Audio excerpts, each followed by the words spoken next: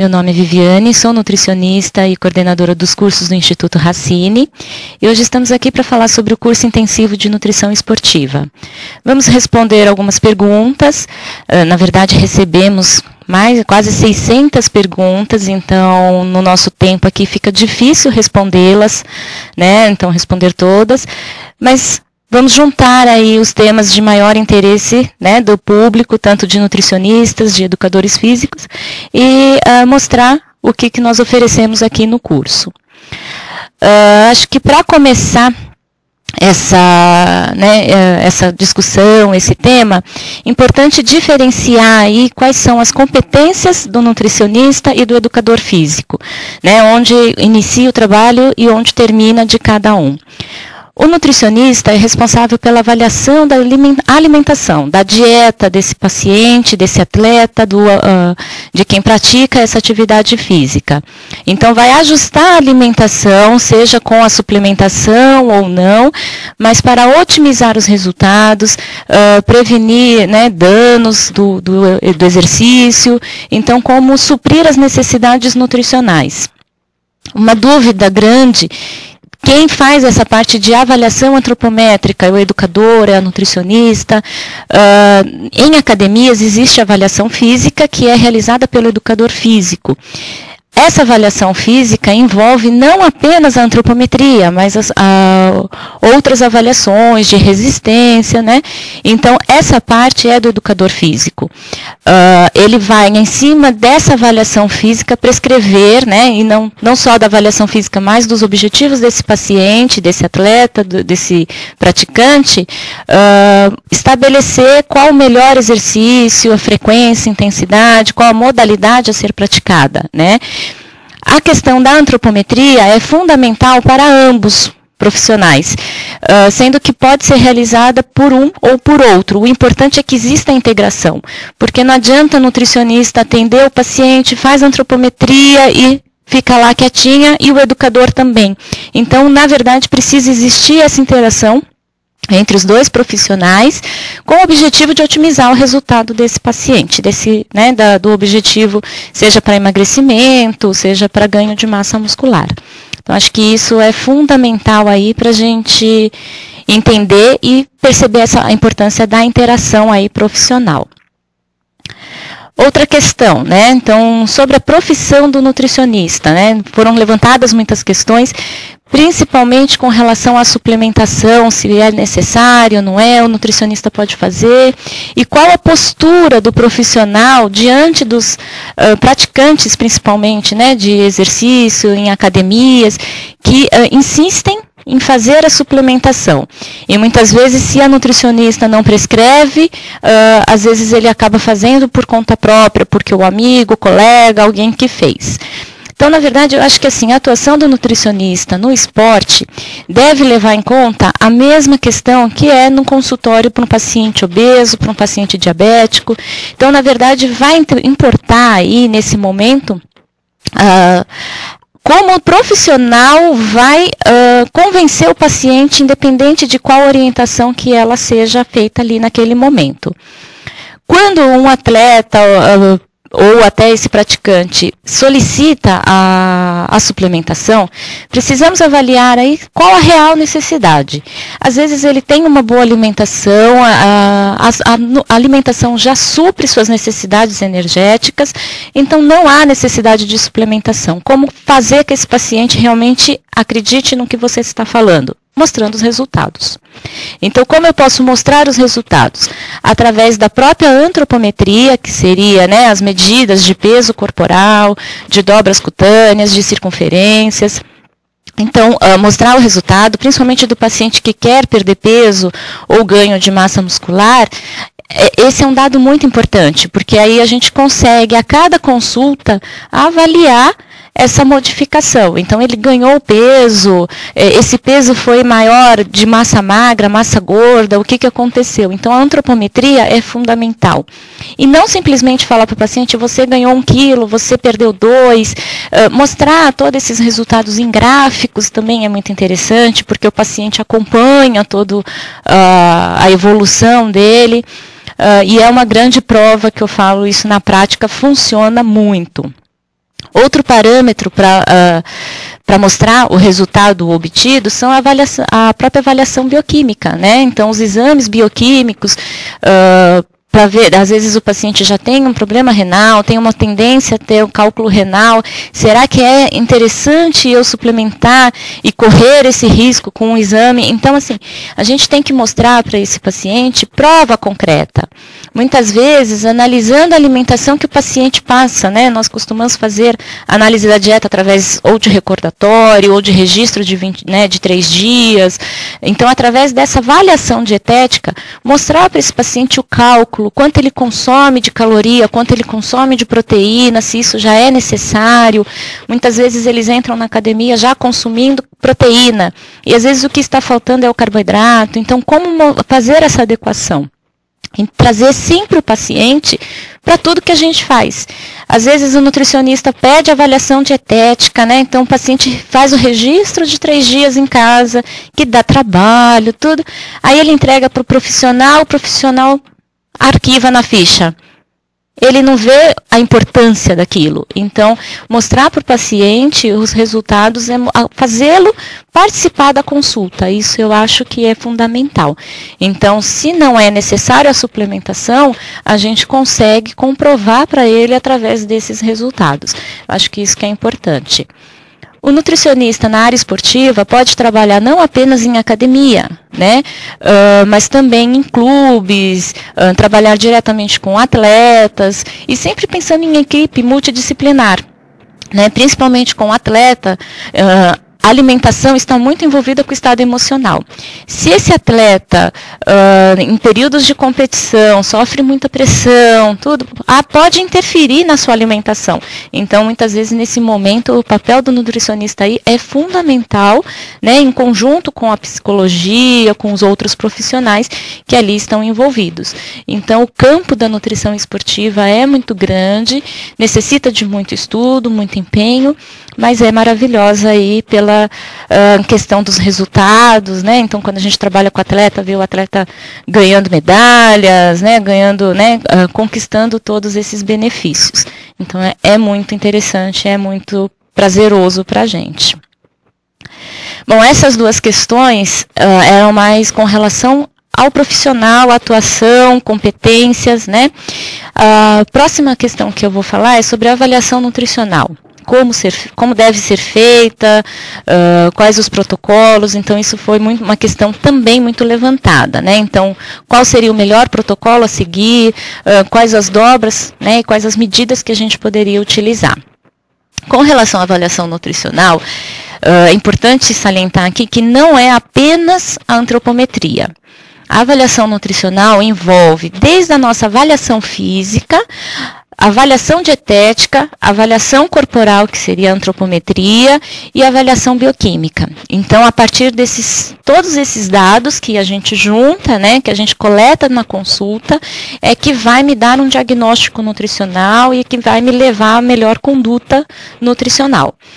Com relação à avaliação dietética, a gente pode estar utilizando desde registros de 24 horas, recordatório de 3 dias, enfim, nós temos várias opções e que vão ser utilizadas de acordo com o perfil do meu paciente, de acordo com a necessidade e de acordo com o que eu estou querendo avaliar naquele momento, né? Então, levar em consideração aí o tipo de registro, se essa pessoa tem tempo, né, para ficar anotando em casa, se aquela anotação que ele traz em consulta é viável, como fazer, então, como explicar para esse paciente em casa, que ele vai, né, no registro de 24 horas, no registro de 3 dias, no registro de 24 horas em consulta, o profissional tem que estar habilitado para fazer, para questionar, para, né, buscar as informações corretas e fiéis. Aí, a partir daí, a gente tem a avaliação dietética e avalia o consumo alimentar desse paciente, se é necessário, né, suficiente para suprir as necessidades nutricionais. Aí tem a avaliação bioquímica. Sempre ao início de um tratamento é importante a avaliação bioquímica, porque ela me dá uma ideia desse paciente. Então, tanto de perfil lipídico, de glicemia, enzimas hepáticas, a função renal. Então, tudo isso é muito importante, porque me dá um raio-x desse paciente, né? Lembrando que às vezes o paciente procura um nutricionista com um exame de 2 meses, tal. Então, quando fazer o pedido, quando solicitar exames, tudo vai depender do caso, se ele é recente ou não, né? Quando reavaliar esses exames, também depende muito do caso. Exames que estão certinho, né, estão com todos os valores dentro do esperado, tal. São exames que a gente pede às vezes anual, né, não há necessidade de fazer com certa frequência. Em uso de suplementação, dependendo do caso, a cada 6 meses, para se avaliar a função renal, pode ser interessante. Então, tudo vai depender aí do paciente, do que ele consome, como é o padrão alimentar, né, e do objetivo dele. Com relação à avaliação antropométrica, o quanto mais informação a gente conseguir captar, melhor. Então, peso e estatura, fundamentais. Circunferências são importantes aí, né, de braço, de cintura, né, a circunferência abdominal, quadril, quando for mais para mulheres, a circunferência da coxa, panturrilha. Então, tudo vai depender do tempo que você tem também e dos protocolos que você resolver aí utilizar, né? Existem vários tipos de protocolos direcionados a crianças, a adolescentes, a adultos, ou então atletas ou não. Então, tudo vai aí depender o que para você é mais interessante naquele momento.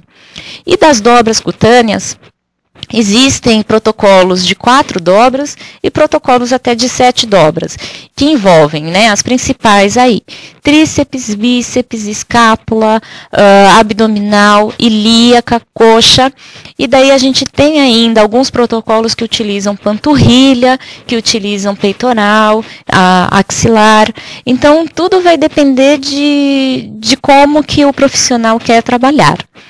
Além das dobras cutâneas, existem outros parâmetros. Existem também a bioimpedância, que é um exame interessante, que através de uma corrente elétrica vai avaliar a composição corporal desse paciente, né, dividindo o que é massa gorda e massa livre de gordura. Existem também no mercado diversas opções de bioimpedância. O importante que eu sempre gosto de colocar, utilizar a bioimpedância tetrapolar, né, que daí ela dá uma avaliação melhor do corpo, e não aquelas que são ou de balança ou só de mão, né? Então, eu acho que é importante aí a tetrapolar.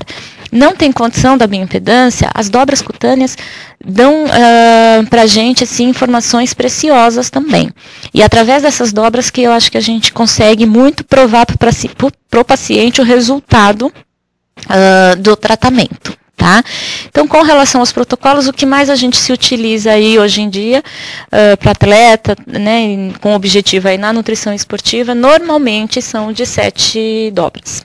Tá? Um item que dentro dessas 600 perguntas, né, que nós recebemos, que foi muito questionado, foi com relação à suplementação. Então, foram questões desde o que utilizar, como utilizar, quando utilizar, consequências, enfim, diversos assuntos aí, e do que colocar, como fazer a suplementação. Em meia hora, numa palestra, né, onde a gente tem várias pessoas assistindo, um público muito diversificado, fica difícil a gente falar dosagens e como suplementar. Então, eu vou tentar aqui colocar os pontos principais, mas de fato é num curso, é num trabalho mais direcionado que a gente consegue maiores informações, né? Então, a gente tem aí sobre a suplementação, né? Quando suplementar? A suplementação, ela é necessária quando, através da alimentação, não há possibilidade de suprir as necessidades nutricionais desse paciente. Então, a suplementação se faz necessária. Essa não adequação da alimentação pode ser por qualquer motivo, pode ser por uma necessidade calórica muito intensa, por causa de um exercício muito intenso, por causa de um treino, né? Às vezes os atletas treinam 4 horas seguidas, às vezes o treino de um para o outro, né? De um dia para o outro não tem tempo suficiente para descanso, então muitas vezes nesses atletas a suplementação é fundamental para otimizar resultado e prevenir danos, né? No atleta, quais os suplementos que a gente vai utilizar vai depender muito da modalidade esportiva dele. Então, se é um nadador, se é um jogador de futebol, se é um fisiculturista, então tudo vai depender do tempo de treino, da intensidade e da modalidade. Por isso que é difícil falar em dosagem, esse suplemento nessa quantidade.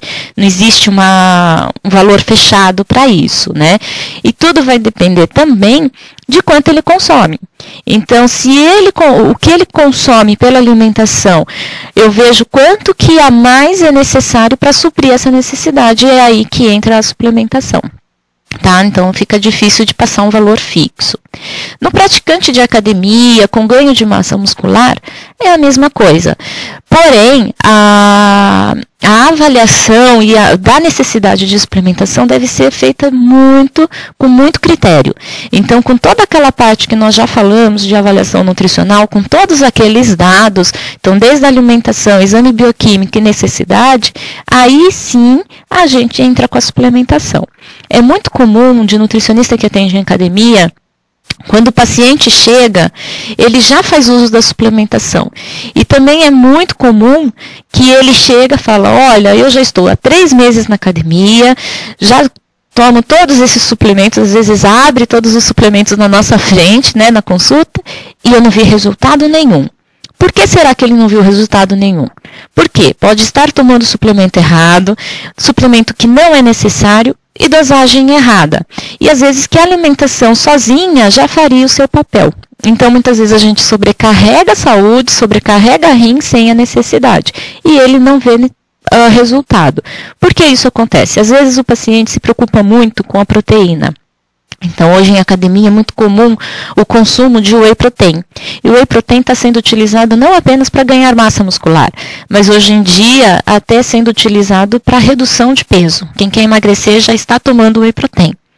E a gente tem que levar em consideração que é proteína, tem caloria, então tem que ser prescrita de maneira correta. Que hora tomar? Antes, depois do exercício? Então, muitas vezes a pessoa toma como substituto de refeição até. Então, o horário, como fazer é fundamental. E é aí que entra o papel do nutricionista, em orientar como fazer essa suplementação.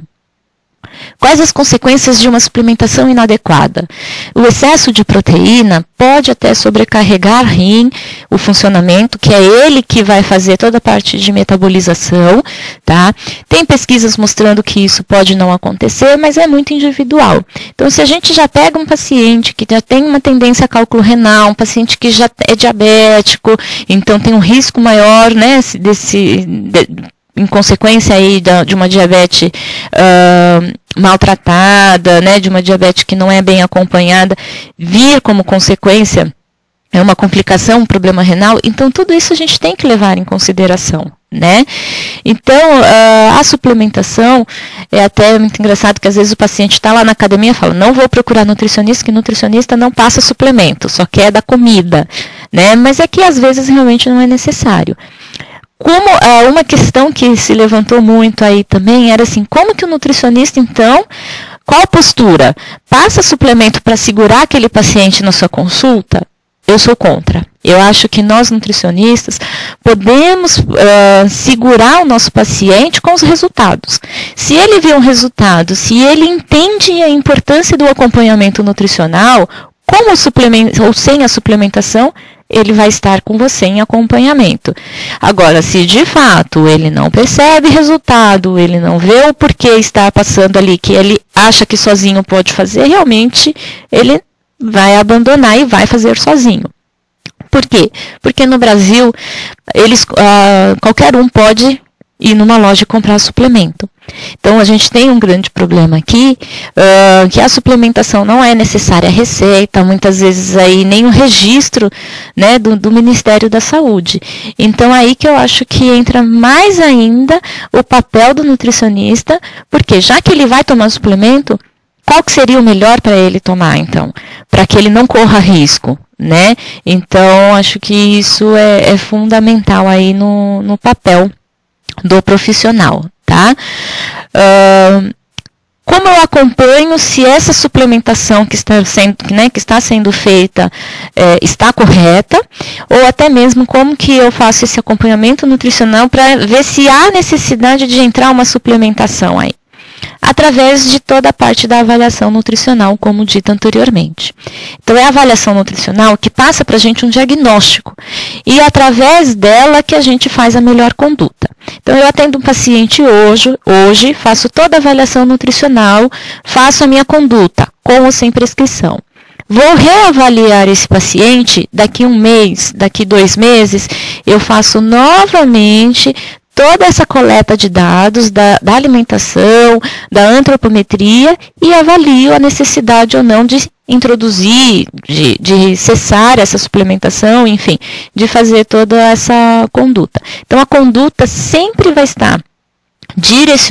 ser direcionada de acordo com o objetivo desse paciente e com a vida que ele está levando no momento e com a minha parte de avaliação mesmo, tá? Muitas vezes, é um período de férias, o paciente para de fazer exercício, eu paro com a suplementação.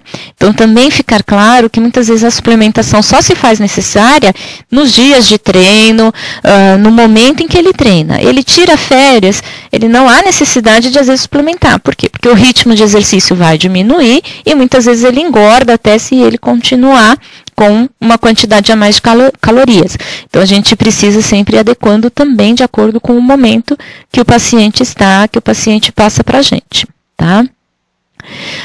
Os benefícios são diversos, de acordo com o objetivo. É comum também o paciente de academia querer, ao mesmo tempo, ganhar músculo e perder gordura. Então, aí a gente tem que ver cada caso e ver a real necessidade de gordura. Essa gordura é geral, essa gordura é só localizada. Então, a suplementação e a alimentação também vai ser direcionada para esse objetivo, né? É difícil a gente conseguir fazer os dois ao mesmo tempo. Então, muitas vezes a gente tem que fazer o paciente perder um pouco mais de peso, com atividades mais aeróbicas, que gastam mais, que tem um gasto calórico maior, e daí entra o papel do educador físico junto com o nutricionista para adequar a atividade física ao objetivo desse paciente, e após o período de redução de peso, tal, entrar com atividade específica para um ganho de massa muscular. Não que a atividade de ganho de massa muscular, né, normalmente a musculação, não possa ser associada ao tratamento de redução de peso. Ela pode e até deve ser associada. Porém, com a orientação correta de intensidade tudo, e da alimentação para cada tipo de treino. É importante, o educador físico mudou o treino do nosso paciente, é importante que a gente saiba dessa mudança para adequar nosso plano alimentar também. Por quê? Às vezes o paciente começa a ganhar músculo, né, começa a melhorar essa massa muscular, e eu preciso, às vezes, até aumentar a demanda calórica dele, eu preciso aumentar a ingestão calórica dele, porque a demanda aumenta. E se ele não volta no nutricionista, às vezes faz a mesma alimentação e todo o trabalho que foi conquistado pode ser perdido também. Então, aí novamente a integração do profissional, né, dos dois profissionais aí em conjunto, tá? Acho que de suplementação é isso. Fica difícil falar todos os suplementos que a gente tem no mercado, as indicações. Então, o curso, né, aqui no Instituto Racine aborda bastante isso, das dosagens, né, que são necessárias e são indicadas para cada caso. Então, aí seria realmente numa discussão mais concreta aí, né, que aconteceria no curso mesmo. Outra questão importante, a hidratação. Eu particularmente acho a hidratação fundamental, porque a gente se preocupa com carboidrato, com a proteína, com isso, com aquilo, com valor calórico, mas esquece de se hidratar. Ou só pensa na hidratação durante o exercício. A gente precisa lembrar que a hidratação é fundamental antes, durante e depois do exercício. Conclusão, o dia inteiro. Não adianta eu chegar no meu treinamento desidratado, porque não vai, o que eu consumir lá naquele momento nem sempre vai ser suficiente. Então a hidratação é fundamental durante todo o dia e com o objetivo nos treinos evitar aí a desidratação que pode estar reduzindo a performance e o rendimento do atleta, rendimento no exercício, né? Hoje, o que a gente tem aí de recomendação é que durante os treinos seja consumida a cada pelo menos 15, 20 minutos de exercício, uns 200 a 300 ml de líquido. Esse líquido, se esse exercício é maior, aí, né, o tempo é superior a 1 hora de exercício, essa reposição hídrica vai envolver não apenas a água em si, mas eletrólitos e às vezes até o carboidrato para repor energia. Os eletrólitos, principalmente sódio, potássio e cloreto, que são perdidos aí pelo suor. Então, é necessário a reposição aí desses eletrólitos. E o carboidrato para ir repondo energia para que o rendimento aí não caia. Então, essas são é a principal função aí da hidratação adequada durante o treino. Por isso, a necessidade de se iniciar o treino já hidratado, né? Lembrar, né, sempre o nosso paciente, o nosso atleta, que a sede é um sinal de desidratação. Tá? Eu sentir sede significa que em qualquer grau, né, às vezes menos ou até maior, você já tem aí uma desidratação. Porém, não sentir sede não significa que você não esteja desidratado. Então, a sede não é o único parâmetro que a gente tem para avaliar e falar, olha, bebe água. Tá? Então, é importante aí que esse paciente, que esse atleta, consuma sempre. E que se ele sentir sede, aí é um sinal de alerta que a coisa já está num grau aí mais perigoso. Tá? Como avaliar o estado de hidratação do paciente? Existem vários métodos. Para a gente, em consultório, para facilitar, a gente tem a avaliação de peso. Pré e pós-treino, que é interessante para avaliar essa questão aí, né? Então, quanto que ele reduz de peso. Então, a gente tem protocolos que mostram o quanto se perde de peso, o quanto isso significa num processo de desidratação e qual é a minha conduta pós-pesagem aí, pós-treino. Então, um exemplo, um paciente aí, normalmente a gente coloca 150% do peso perdido que a gente tem que repor. Então, se ele perdeu 1 quilo, o ideal seria que ele precisa aí tomar pelo menos 1,5 litro de água. Então, é uma regra básica, é uma regra que em consultório dá para se trabalhar. E é bem interessante e ajuda bastante. E é comum a gente pegar o paciente e fazer um plano de hidratação para ele e ele fala, nossa, mesmo sem a suplementação proteica, carboidrato, enfim, só a melhorar a hidratação desse paciente, ele já fala que o rendimento foi outro, já melhorou no rendimento. Então, a hidratação eu acho que é um ponto fundamental que não pode ser esquecida aí, tá? Outra questão importante que foi bem levantada, o uso de termogênicos no processo de emagrecimento, né? Então, funciona? Quais são os riscos? Eu acho que a gente tem que tomar um pouco de cuidado com os termogênicos, com os efeitos que eles possam estar trazendo para as pessoas, né, para os indivíduos. Um termogênico muito utilizado e que merece atenção e que tem muitas pesquisas e mostram os benefícios é a cafeína. O cuidado que a gente tem que ter com a cafeína é com relação à quantidade de cafeína consumida. A cafeína tem um poder legal para estimular né, o gasto, tudo, porém, em excesso, ela também tem uma ação diurética. E essa ação diurética, como a gente até falou na questão anterior, pode prejudicar, porque daí pode estar trazendo uma desidratação para esse paciente. Então, ao invés de ajudar, ele pode estar piorando o quadro aí, né, e o rendimento e até mesmo aí outras consequências da desidratação. Tá? Então, acho que esse é um primeiro ponto. Até pouco tempo atrás, a cafeína era até considerada doping. Hoje já não é mais. Hoje a gente tem aqui no Brasil a Anvisa, né, que é a Agência Nacional de Vigilância Sanitária. Em 2010, tem a resolução para esporte, né, onde permite-se o uso da cafeína, sendo que a porção pode variar de 210 miligramas até 400. Então, essa seria a dosagem de cafeína da suplementação por porção aí, né? Que a gente tem que ficar atento que hoje, para um indivíduo normal, uma quantidade de cafeína diária gira em torno de uns 200 miligramas, 300 miligramas. Para vocês terem noção, duas xícaras de cafezinho, principalmente o café de máquina, que ele é mais concentrado, às vezes já tem 200 miligramas de cafeína. Então, para ver como não é difícil de se atingir essa quantidade.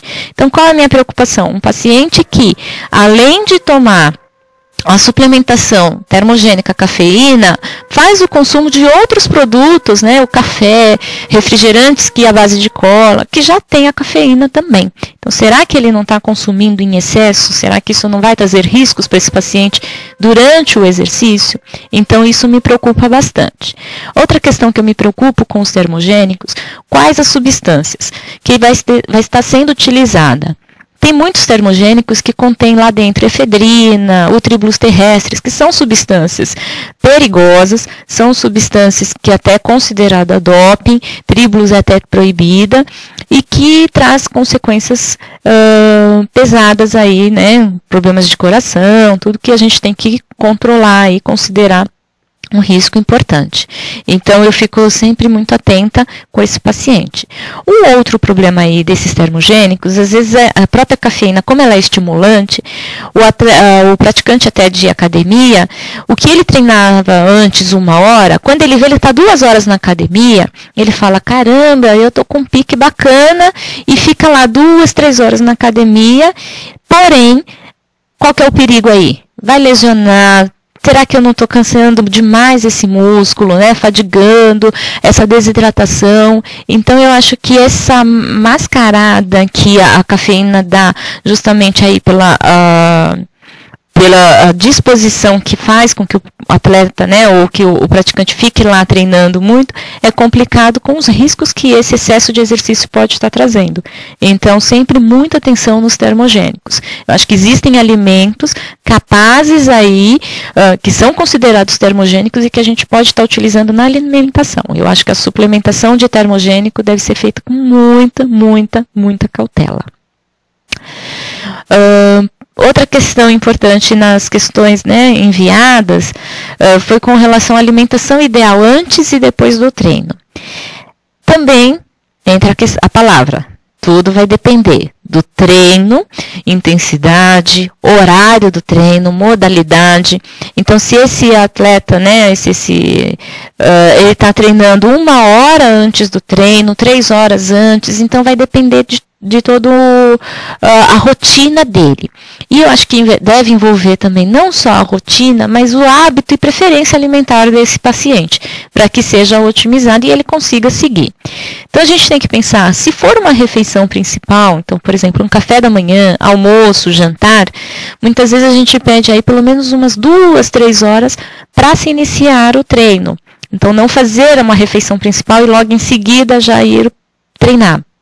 Então, é importante aí esperar. Mas muitas vezes esse treino não acontece, né, nesse horário. Vai acontecer ou logo que a pessoa acorda, então é difícil, não dá para tomar um café da manhã, tal. Então, a alimentação antes do treino, a gente tem que pensar principalmente nos carboidratos. São carboidratos complexos. Porém, se essa refeição, né, vai ser muito próxima, né, então antecede praticamente 1 hora, meia hora desse treino, é importante que essa refeição seja composta de carboidratos, que não tenha muita fibra, porque a digestão das fibras é muito mais lenta e às vezes essa pessoa acaba indo para um treino sem muita energia, né? Então, a quantidade de fibra aí nesse caso é importante. Essa alimentação também não pode ser muito rica em gordura, justamente, né, gordura e proteína, justamente por essa absorção muito lenta. Então, a gente dá preferência para as frutas de absorção um pouco mais rápida, às vezes a geleia, às vezes o mel. Costumo dar um exemplo para o paciente entender a alimentação antes e depois do treino, onde antes ele comeria um pão com geleia, que daí tem mais energia. Terminou o treino, esse pão, se eu fosse estar consumindo, já seria com queijo. Por quê? Pós-treino, a gente precisa repor energia através do carboidrato, porém a gente precisa também oferecer as proteínas, para que essas proteínas possam aí fazer o papel aí do músculo, né? Então, recuperação muscular e até no caso de quem quer ganhar massa muscular também é importante esse consumo proteico após, tá? Então, falar da alimentação ideal antes e depois, tudo vai depender da rotina e intensidade de treino de cada um, tá? Então, as opções seriam basicamente essas. Outra questão, a suplementação nutricional da gestante que pratica esporte. Ela é necessária? A gente tem que pensar na gestante que quando é oferecido para ela aí, né, quando é recomendado o exercício físico, esse exercício físico não tem o papel naquele momento de aumentar performance e rendimento. Na verdade, o exercício físico na gestante tem como objetivo fazer um ganho de peso adequado, fazer uma gestação saudável, então trazer, né, os movimentos para essa gestante, evitar complicações do excesso de peso e não o rendimento. Então, muitas vezes a suplementação durante a gestação não se faz necessária, mesmo com a prática de esporte, até porque normalmente ela vai fazer uma atividade com menor intensidade. Então, a alimentação provavelmente supre as necessidades dessa gestante. Não estou falando aqui da suplementação de vitaminas e minerais específica em gestante quando é feita, independente até se ela faz ou não alguma atividade física, algum esporte, tá? Então aqui eu só realmente estou colocando a gestante no esporte, né? A suplementação no esporte para a gestante. Então vamos considerar que essa gestante independente aí do tipo de exercício, muitas vezes a nutrição aí, a suplementação não é necessária, tá? O mesmo para a próxima questão, que seria a nutrição aí, né? A orientação nutricional para o atleta diabético. A gente vai considerar esse atleta um paciente diabético como outro qualquer, né? Levando em consideração principalmente aí esse controle glicêmico. Então, principalmente no paciente diabético tipo 1, é fundamental aí a gente conhecer a glicemia desse paciente, como ela se comporta antes, durante e depois do treino, que tipo de insulina ele faz uso, se faz uso, qual a insulina, quanto que é. Então aí é um trabalho mais complexo, porém não diferente de um paciente que não tem diabetes, tá? Então a gente tem que levar em consideração as glicemias. Muitas vezes é recomendado que esse paciente faça a glicemia capilar, né, que popularmente para o paciente a gente fala ponta de dedo, antes do treino. E ele tem que estar muito bem orientado em quanto que deu a glicemia pré-treino e se há necessidade de comer ou não. Então pensar que esse paciente está com uma hipoglicemia, acordou e já está com uma hipoglicemia e vai treinar, consequentemente ele vai ter uma hipo durante o treino, então ele precisa comer. E a nutrição então vem para orientá-lo o que e qual tipo de carboidrato que ele vai consumir. Muitas vezes o paciente vai para o treino com uma glicemia alta, então se ele já está em hiperglicemia, muitas vezes não há necessidade de fazer uma alimentação pré-treino. Então vai depender muito do dia dele, do controle glicêmico dele, tá? E é importante ver o tipo de insulina que esse paciente toma. Hoje a gente usa muito a insulina, né, a Lantus, aquela insulina que a gente chama de insulina basal, ou a insulina rápida ou ultra rápida, que é de acordo com bolos alimentar, fica mais fácil. Quando o paciente utiliza a insulina regular, onde ela vai ter pico de ação, às vezes 3 horas após a administração da insulina, aí a gente tem que ficar muito atento para ver se o treino coincide com o pico de ação da insulina, para poder orientar quanto à alimentação, para evitar a hipo durante esse treino. Então, são esses cuidados que a gente deve ter nesse paciente diabético, tá? Então, toda a alimentação do paciente diabético no esporte vai depender muito da rotina desse paciente e da rotina da glicemia dele. Por isso que aquele controle de glicemia em jejum, pós-prandial, né, é extremamente importante para ver como ela se comporta aí durante o exercício físico. E lembrar que o exercício físico pode muitas vezes alterar, né, dar uma hipoglicemia que a gente fala, às vezes até 72 horas depois, 24 horas depois. Então, muitas vezes ele não tem a hipo ali naquele momento, mas ele vai ter na madrugada, ele vai ter no dia seguinte, na manhã seguinte. Então, a gente tem que ficar atento pós-treino, até um dia depois, 2 dias depois, o surgimento de uma hipoglicemia. Será que é daquele treino? E, a partir daí, ajustar o plano alimentar dele, horário, né, do exercício, enfim, tá? E uma outra questão, na verdade a última questão, que seria a suplementação nutricional do paciente vegetariano que quer ganhar massa muscular. Existe, né, aquela ideia de que para ganhar massa muscular é apenas com o consumo da proteína animal. Existem boas fontes de proteína vegetal para fazer esse ganho também, da soja, né? Então existem suplementos à base de soja, tudo que podem contribuir com esse paciente. O que a gente realmente observa é que esses pacientes vegetarianos, quando a gente fala o vegetariano, né, completo, o vegano completo, que não consome nada de proteína animal, ele tem um pouco mais de dificuldade, às vezes, nesse ganho de massa muscular. Por isso, ele precisa ser muito bem orientado pelo educador físico, né? Então, o tipo de treino e com relação à alimentação e esse equilíbrio nutricional, como ele pode fazer esse equilíbrio nutricional em carboidratos e proteínas para fazer essa otimização aí de resultados, tá? O que a gente tem aí é que às vezes o paciente que é vegetariano, porém consome leite, consome o ovo, é super tranquilo e é como uma pessoa que come carne vermelha também. Então, isso, né, levando em consideração do que ele está consumindo. Então, não há o problema daquela, né, não há assim, só porque é vegetariano tem que entrar com uma suplementação. Então, tudo vai depender da adequação que a gente consegue fazer na alimentação desse paciente. E, a partir dessa adequação, é super tranquilo e consegue aí ganhar. Muitas vezes, numa velocidade um pouco menor, então, às vezes é isso que o paciente não quer, né? Que o paciente fala que a alimentação demora muito o resultado, então a gente tenta fazer um trabalho aí, não dá para fazer para ontem, não dá para ganhar massa muscular em um dia, como não dá para reduzir gordura em um dia também. Então o paciente tem que entender que o trabalho da nutrição é um trabalho que leva tempo para se começar aí os resultados. Porém, é um trabalho que foca muito a manutenção desses resultados.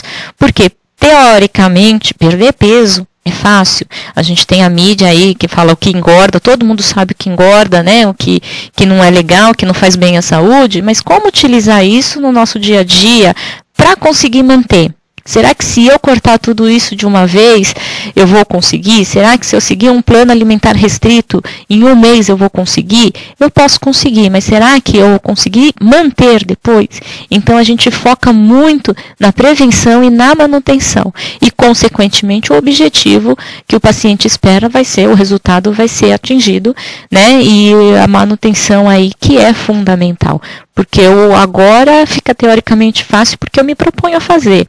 Mas a manutenção tem que vir, eu falo sempre, naturalmente. Ela tem que acontecer natural. Eu sempre, começo de profissão, eu ficava muito brava quando o paciente falava, acho que nada aconteceu nesse mês, eu não fiz nada, eu não observei mudança. Eu ficava brava. Como assim não observou mudança? Se ele emagreceu, se ele conseguiu reduzir peso, fez exercício, fez alimentação adequada, tal. Hoje eu percebo que esse paciente que reclamava que, acho que nada aconteceu, consegue manter. Porque a mudança que a gente conseguiu fazer na alimentação não foi uma mudança que modificasse muito a rotina desse paciente a ponto dele falar, meu Deus, estou desesperado que estou em dieta. E ele conseguia a manutenção muito mais fácil. E acho que é isso que a gente tem que pensar no nosso paciente. Trazer para ele qualidade de vida e tranquilidade para que ele continue o nosso tratamento e ele siga constantemente. Tá? Espero que eu tenha passado aí algumas informações importantes, espero que tenha acendido aí, né, uma lâmpada para vocês, uma luz, né, para a área, que é muito interessante, é muito rica, é muito grande. E é isso que são esses temas abordados no curso intensivo de nutrição esportiva. Então, desde conceitos até realmente a demanda energética, os gastos energéticos, qual o substrato utilizado. Então, o curso ele aborda desde da parte de conceito até várias modalidades, a suplementação, como fazer, termorregulação. Então é um curso grande, é um curso de 96 horas. A gente tem aí como docente principal a doutora Gláucia Figueiredo Bragion, que acompanha bastante o curso, né, grande especialista na área. Então, vale a pena. E no curso são abordados todos esses temas, trazendo sempre para a prática. Porque um papel, uma busca na internet é muito fácil, é muito tranquilo ler na teoria, né, falar isso é legal, então eu vou fazer isso. Só que quando a gente vai fazer né, o atendimento na prática, a gente se depara com situações novas, que de repente no papel não está escrito. E eu aqui em meia hora não consegui muitas vezes passar, mas que no trabalho, né, com o professor, num curso, né, são 96 horas onde a gente se discute tudo isso, muitas vezes a gente consegue obter essas respostas. Então, convido a todos a conhecer o nosso curso, estamos abertos para mais dúvidas, se for o caso, entrem em contato e aproveitem aí o curso, que vale bastante a pena. A gente aqui do Instituto Racine agradece essa oportunidade, agradece todas as perguntas, foram bastante, do Brasil todo, não tivemos só de São Paulo, tivemos perguntas até de Chicago, né? Então foi bem interessante aí essa proposta e esse trabalho. Obrigada a todos.